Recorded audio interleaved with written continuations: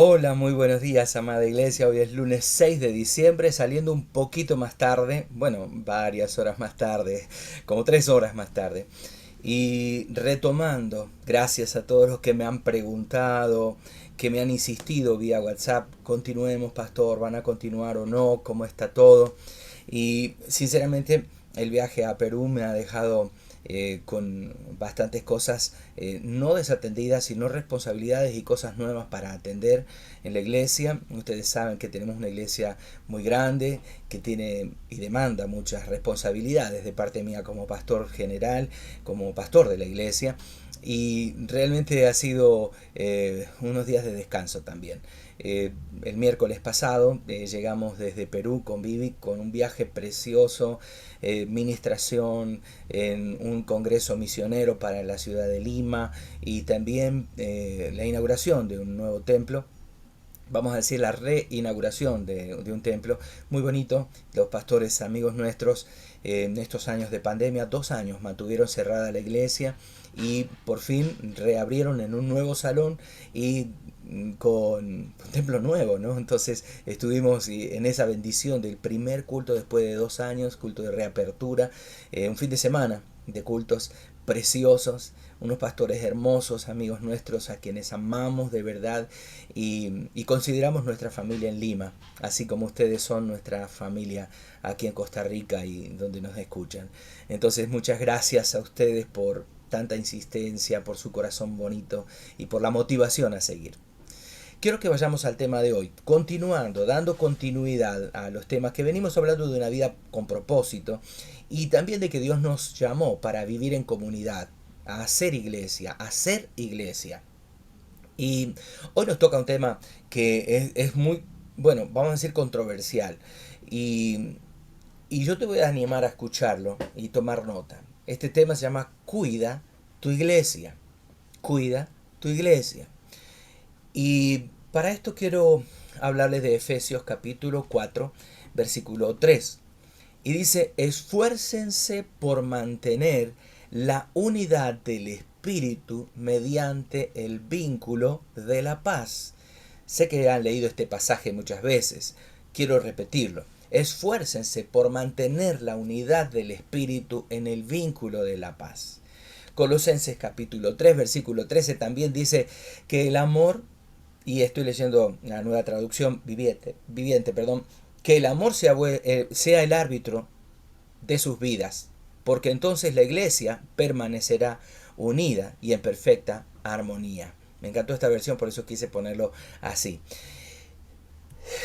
Comencemos diciendo que te toca a ti cuidar tu iglesia, protegerla, a, a cada uno de nosotros, no solamente al pastor, no solamente al liderazgo. A cada creyente nos toca cuidar la unidad en la iglesia. Dios desea intensamente que experimentemos la unidad y la armonía con otros.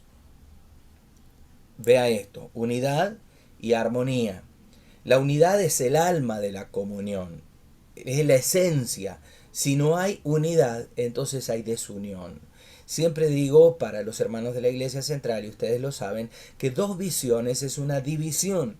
Entonces, la esencia, el núcleo, que como que Dios quiere que experimentemos, es la unidad, el trabajo juntos como iglesia, pero no solamente la unidad, sino la armonía entre nosotros.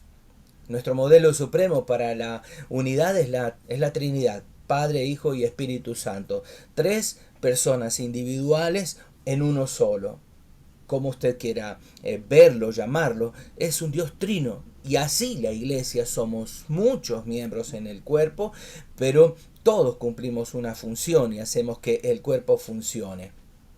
Un Boeing, un avión 767, por ejemplo, que fue uno de los íconos de la empresa, de la marca en el mundo, tiene 6 millones de piezas, desde pequeños tornillos hasta grandes componentes. Si usted desarma parte por parte, son 6 millones de piezas. Y lo interesante es que cada parte por separado no puede volar. Cada parte por separado no puede volar. Ustedes tienen que armar el avión para que en su conjunto, con las 6 millones de piezas, puedan formar un solo avión que puede viajar y transportar pasajeros de un lado al otro. Así es la iglesia. Hay millones de miembros en todo el mundo. En nuestra propia iglesia tenemos cientos de familias, cientos de hermanos, y ninguna por sí solo es iglesia. La iglesia la componemos todos. Nosotros somos la iglesia y juntos componemos el cuerpo de Cristo para manifestar su amor aquí en la tierra. Entonces, Dios mismo es el ejemplo supremo nuestro de amor sacrificado, de humildad, de consideración a los demás, de armonía perfecta entre Padre, Hijo y Espíritu Santo. Nada en la tierra es más valioso que Dios para su iglesia. Si usted tiene otra idea, otra iglesia, otro modelo, entonces, perdón, está mal enfocado. Porque nada es más valioso que Dios para la iglesia. Sin Él no somos nada. Y Dios quiere que nosotros nos protejamos del daño devastador que causa la división, el conflicto, la falta de armonía. Y esa es nuestra responsabilidad, que esto funcione. Por más que el Espíritu Santo está en nosotros, nosotros somos los que tomamos la decisión de vivir o no en comunión, de promover o no la armonía entre los creyentes, de tener o no unidad entre nosotros. Quiero darles varios consejos para esto que es la iglesia del Señor y para la unidad en la iglesia de Cristo. Primero, la tarea principal que nosotros tenemos es enfocarnos en lo que tenemos en común, no en las diferencias. He hablado con mucha gente, inclusive en la iglesia, en nuestra, donde pastoreamos nuestra iglesia, que se enfoca en las diferencias, no en los puntos de encuentro. Y como creyentes compartimos un Señor, un cuerpo, un propósito, un Padre, un Espíritu, una esperanza, una fe, un bautismo, un amor. Compartimos todo esto. Y las diferencias, lejos de alejarnos, deberían enriquecernos. Entonces compartimos una misma salvación, una misma vida en Cristo, el mismo futuro. Esto nos debe acercar. No enfatice las cosas negativas, sino las cosas que tenemos en común. Fue Dios quien nos escogió para darnos personalidad, trasfondo, raza, preferencia, diferentes a cada uno. Y eso hace que nosotros debamos valorar, porque eso no es que el diablo se lo puso a tu pastor o a tu líder o a otro hermano de la iglesia, sino que Dios quiso en su multiforme gracia y sabiduría darle una identidad personal a cada uno, y usted tiene que aprender a valorar esas diferencias y disfrutar las diferencias. Disfrutar las diferencias entre los hermanos. No meramente tolerarlas, te tolero porque hoy sos el pastor, te tolero porque hoy sos mi líder, pero no, delante de Dios, Dios sabe que no te tolero. No, tenemos que aún disfrutar las diferencias, porque las diferencias nos enriquecen. Dios quiere la unidad, no la uniformidad. Dios quiere que seamos unidos a pesar de que seamos diferentes. Él no quiere que todos seamos igualitos, cortados por la misma tijera, no, no, sino que Él se agrada en esto porque nos enriquece y porque Él es el creador de la diversidad humana. Entonces, el conflicto es una señal de que estamos concentrándonos en asuntos menos importantes que los que le importan a Dios. Las divisiones siempre surgen cuando dirigimos la mirada hacia la personalidad, a las preferencias, a las imperfecciones, a los estilos, a los métodos. Pero ¿sabe qué? Al cumplir el propósito de Dios, obtenemos armonía. Si Dios te ama a ti y Dios me ama a mí, ama a los europeos y a los africanos, ama a los sudamericanos y a los norteamericanos, y se dio por Él. ¿Por qué nosotros hacemos énfasis en las diferencias en vez de en los puntos de encuentro que tenemos? Una lista que deberíamos hacer es de todo esto que estoy hablando y decirle: Señor, ayúdame a transformar lo que está mal en mi vida. El segundo consejo que te quiero dar es que debemos ser realistas con respecto a las expectativas. Realistas con respecto a las expectativas. ¿Sabes qué? Hay veces que tenemos una expectativa aquí y la realidad viene por aquí. Es muy fácil que nos desanimemos por la diferencia entre lo ideal y la realidad. Porque yo también tengo un modelo de iglesia, un modelo de gente que quiero trabajando conmigo. Este es el ideal, pero la realidad está aquí. Y anhelar lo ideal mientras criticamos, es una señal real de inmadurez. Cuando criticas y no apoyas, estás simplemente mostrando tu completa inmadurez.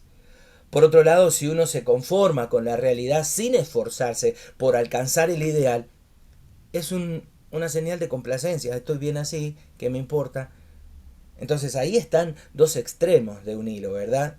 Hay creyentes que te van a defraudar, que te van a decepcionar, pero eso no es ninguna excusa para dejar de tener comunión con ellos. Las personas se decepcionan por muchas razones entendibles. En lugar de asustarnos, de sorprendernos, tenemos que recordar que todos somos pecadores, incluyéndonos a nosotros mismos. Lo que pasa es que hay veces que tenemos un más alto concepto de nosotros que el que Dios mismo tiene, que el que la gente tiene. Creemos que, y desde un punto de vista muy narcisista, que somos, y déjenme decirlo en Lunfardo o en Pachuco, nos creemos la última Coca-Cola del desierto, pero no es así. Entonces, a veces nos lastimamos unos a otros en forma intencional y otras veces sin intención, porque somos pecadores, porque somos humanos y necesitamos quedarnos para resolver el asunto. Y si esto de alguna manera fuera posible. Si no, hay veces que en la Biblia encontramos como Abraham y Lot. Llegó el momento donde se tuvieron que separar, uno para cada lado, y esto, increíblemente, fue lo que ocurrió. Lot fue hacia la mejor tierra, la llanura de Zoar, Sodoma, Gomorra, y Abraham se quedó con todas las montañas y lo árido. Desde un punto parecía que estaba perdiendo, que Abraham se quedó con lo peor. Pero no, ¿sabe qué? Abraham se quedó con la bendición. Piensen en eso. La reconciliación, no la evasión, la reconciliación es el camino a más de fuerte del carácter que sea, necesitamos llegar a la comunión en el cuerpo de Cristo. Dios tiene cosas que quiere enseñarte. Y quiero hablar directamente a tu corazón. A los demás también, a todos. También tenemos nuestras propias debilidades, nuestros problemas. La desilusión con la iglesia es algo bueno en cierta manera, porque destruye las falsas expectativas de la perfección. No existe iglesia perfecta. Te quiero repetir esto por si acaso no lo entendiste todavía. No existe iglesia perfecta. Cuanto más pronto dejemos la ilusión de una persona perfecta, de una iglesia perfecta, vas a poder amar tu iglesia tal como es. Cuanto más pronto dejemos de fingir, empezaremos a admitir que aún nosotros somos imperfectos y que todos necesitamos la gracia de Dios para vivir. Entonces este es el comienzo de la verdadera unidad, de la comunidad de fe, de vivir en unidad y armonía. Aquel que ama más a su sueño que a su iglesia, que su comunidad de fe, se convierte en un destructor de la iglesia. Si amas más tus sueños que a la iglesia. Si no damos gracias por la fraternidad cristiana a la cual pertenecemos, la iglesia central o llámese poner el nombre de tu iglesia allí, entonces vamos a impedir que Dios haga crecer nuestra comunidad de acuerdo a la medida y a la riqueza que Dios espera que todos crezcamos a la medida de la estatura de la plenitud de Cristo. Para esto tiene que haber deseos de transformación, valorar a los demás. Tercer consejo que te quiero dar es de decidirte a animar, no a criticar. Decidí a animar a los demás, no a criticar. Siempre es fácil eludir el compromiso, hacerse a un lado, antes que participar y hacer contribuciones. No, mientras las cosas sean como usted dice, yo me retiro. O mientras usted haga las cosas así, yo no quito mi apoyo. Qué fácil que es abandonar el barco de esa manera. Qué fácil es, y tienen un ejemplo clarito, en la historia del Titanic. Los músicos siguieron tocando hasta que ellos mismos quedaron bajo el agua. Los capitanes no abandonan el barco. Abandonar el barco está penado por la ley. Abandonar el barco para un capitán se le juzga por eso exactamente. Y si usted es un líder y usted se baja del barco, si usted critica y usted está destruyendo, entonces usted no solo se puede ser juzgado por el Señor, sino que en el caso de un capitán de un navío puede ir a parar preso por eso. Entonces Dios nos advierte una y otra vez que no debemos criticarnos, compararnos, juzgarnos unos a otros. Cuando criticas a otro creyente, a tu líder, a tu pastor, estás haciendo tal vez un grave daño a la iglesia. Cuando criticas lo que otro creyente hace con fe, lo que otro está haciendo de corazón y dando su mejor esfuerzo, y vos lo criticas, entonces en ese mismo instante se empieza a resaltar las diferencias y se pierde la unidad, la convicción sincera de que juntos tenemos que trabajar. Algunos miembros, según el libro de Efesios, son más nobles y otros no tanto, pero todos hacen al funcionamiento del cuerpo de Cristo. Cuando juzgo a otro creyente, cuando usted juzga a otro creyente, cuando usted me juzga a mí como pastor, a mí como líder, pasan 4 cosas por lo menos. Primero, usted pierde su comunión con Dios. Si yo juzgo a los demás, pierdo mi comunión con Dios. Y yo no sé si usted o qué tan consciente usted está de la comunión con Dios. Pero si usted critica, si usted juzga, pierde su comunión con Dios. Segundo, usted saca a relucir su propio orgullo y su propia inseguridad. Si yo juzgo, estoy mostrando mi propio orgullo herido, mi propia inseguridad. Tercero, me coloco debajo del juicio de Dios. ¿Sabe por qué? Porque no es atribución suya juzgar. Es Dios el que juzga. Y cuarto, daño la comunión de la iglesia. Si usted critica, si usted hace chismes, usted está dañando la comunión de la iglesia. Es el trabajo del diablo exactamente, que consiste en culpar, en quejarse, en criticar. Eso es una tarea satánica del diablo, no es de Dios. Cuando usted hace lo mismo, está haciendo el trabajo de Satanás. Usted se transforma en un emisario de Satanás. Otro consejo más: negate a escuchar chismes. Chismear es divulgar una información cuando uno no es parte del problema ni de la solución siquiera. Usted se transforma en un juez injusto, de una causa perdida. Deje que Dios juzgue. Y en vez de escuchar chismes, y aquí quiero hacer énfasis, porque muchos escuchan chismes y divulgan chismes. Y eso es el peor enemigo de la iglesia. Escuchar los chismes, ¿sabe qué? Es como comprar algo robado. Algo que viene un ladrón y se lleva de mi casa o me lo roba a mí y lo vende a alguien más, y usted lo compra, lo hace a usted culpable del delito de robo también. En la ley está también pautado esto, la ley costarricense y en todos los países de América Latina. Entonces, si usted escucha un chisme, usted se hace parte. Cierre sus oídos a los chismes. Niéguese a escuchar chismes. Las personas que te cuentan chismes también van a rumorear de vos, porque un chismoso es así.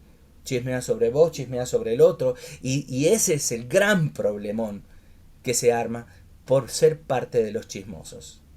No confíe en un chismoso. Alguien que está chismeando justamente es una persona que no se puede confiar. Y la palabra de Dios misma da una orden: búsquela. No andarás chismeando en medio de mi pueblo. Y eso es palabra de Dios. Es triste que en la iglesia, en el rebaño de Dios, las heridas más grandes generalmente vienen a través de las ovejas, no de los lobos. Las heridas más grandes en las congregaciones vienen porque ovejas, líderes, pastores, estamos en ese mismo problema. Las peleas internas son las que destruyen más que las peleas que vienen de afuera. La forma de terminar con los conflictos es enfrentar a los que están difundiendo rumores. Confróntelos, punto. Y que Satanás quede descubierto y se acabe el chisme. Otro consejo: practique el método de Dios para solucionar conflictos. Déjese de andar chismeando por ahí.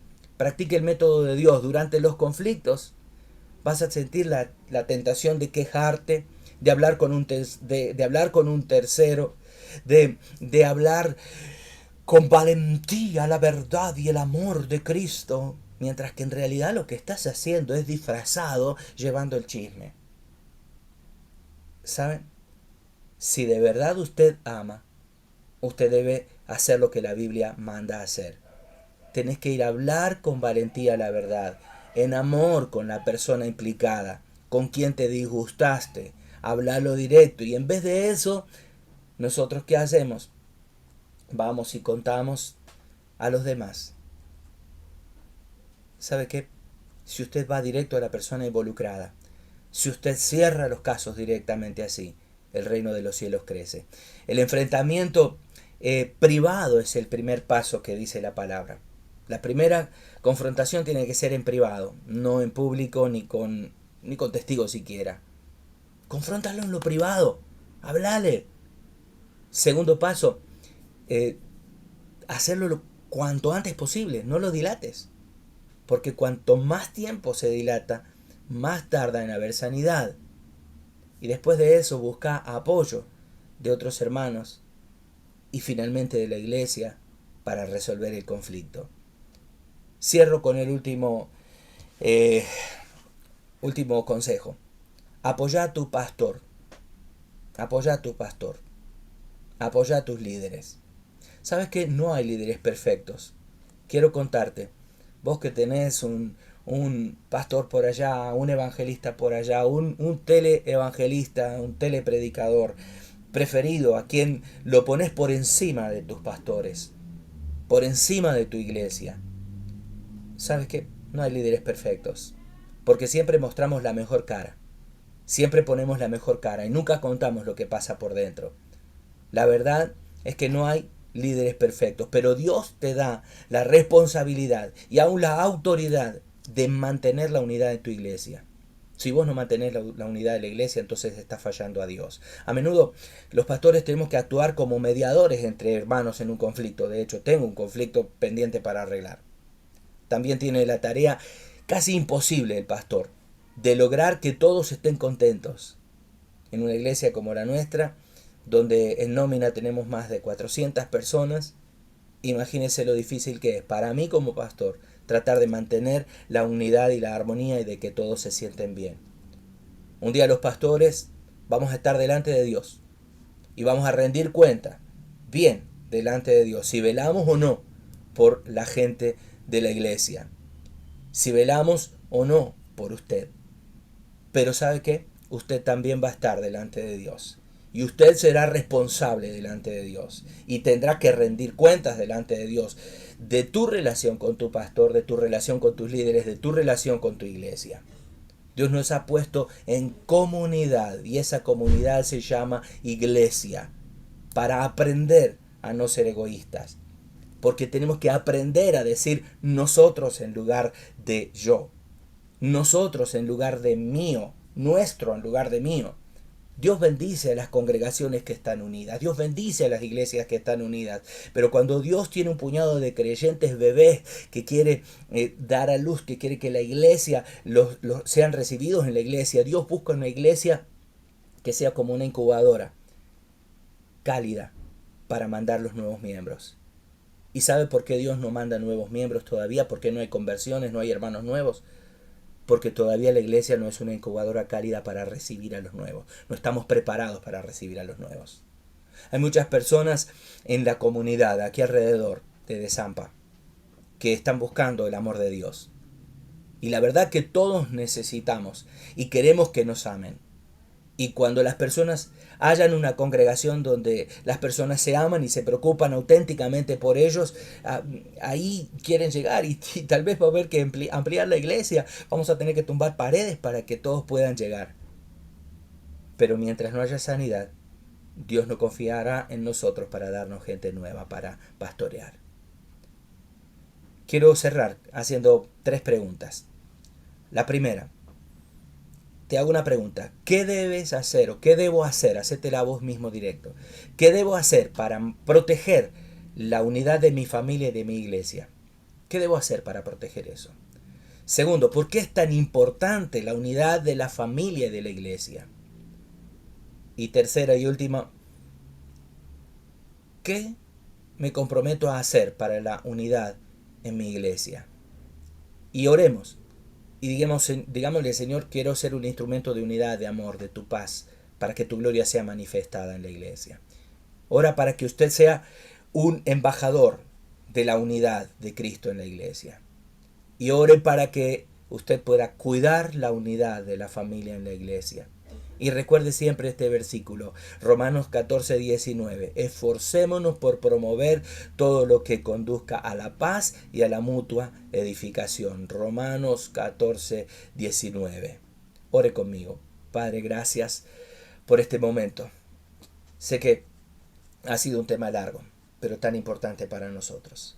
En el nombre de Jesús te ruego que hables a nuestro corazón, que cambies la iglesia. Yo reprendo a todo espíritu de falta de unidad, a todo espíritu inmundo que está promoviendo la discordia. Y Señor, declaro en el nombre de Jesús que tú, Señor, vas delante de nosotros. Gracias, Padre. Amén. Amén y amén. Les veo el día de mañana, martes 7 de diciembre. Un abrazo grande para todos.